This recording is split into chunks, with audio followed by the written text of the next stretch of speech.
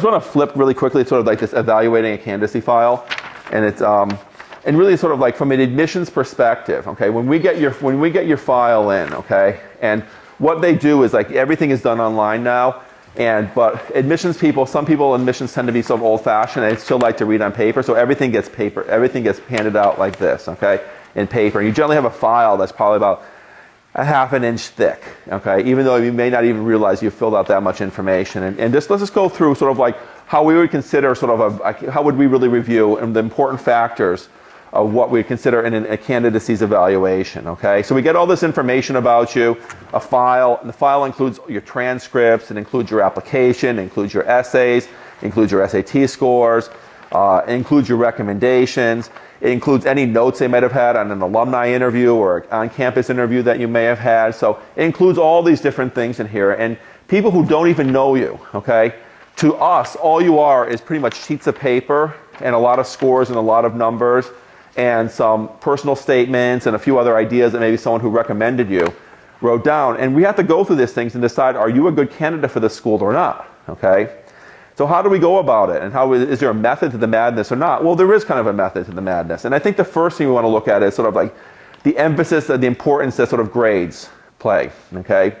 And within grades, there's a lot of variation. I mean, the types of schools you went to, the competitiveness of the schools you went to. But once again, no matter where you go, if you get high grades, the assumption is that if you get a high grade at one school, you probably would get a high grade at another school. So once I really want to emphasize the importance of you continuing your academic excellence.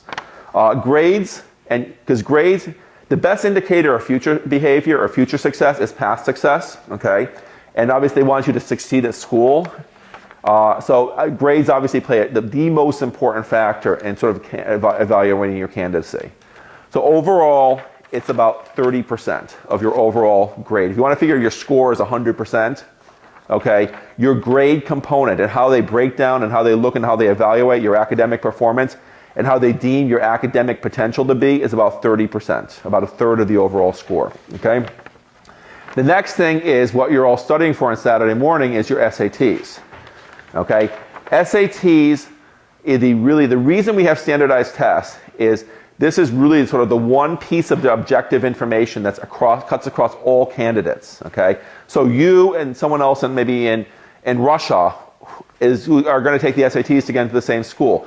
It's the only objective data. You'll take the same test as someone in Russia, as someone in Argentina, as someone in China, okay, as well as some people in California and all over Canada, and everyone in the world who wants to go to American college basically has to take the SAT, okay? It's the equalizing factor, okay?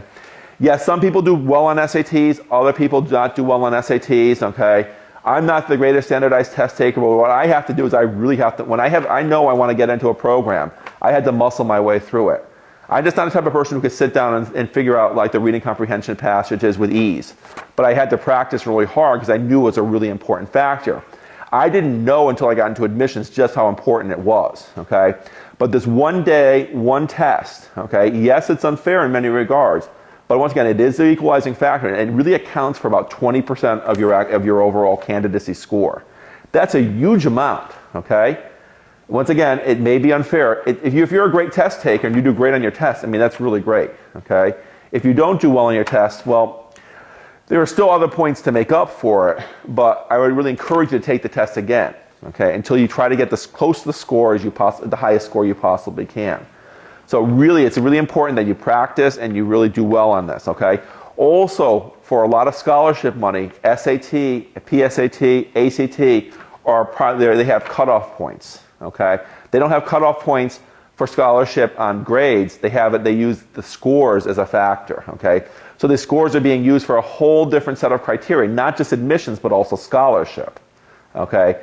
So really, 50% of your score for overall admissions is based off of your academic performance or your performance on tests. That's a lot, okay?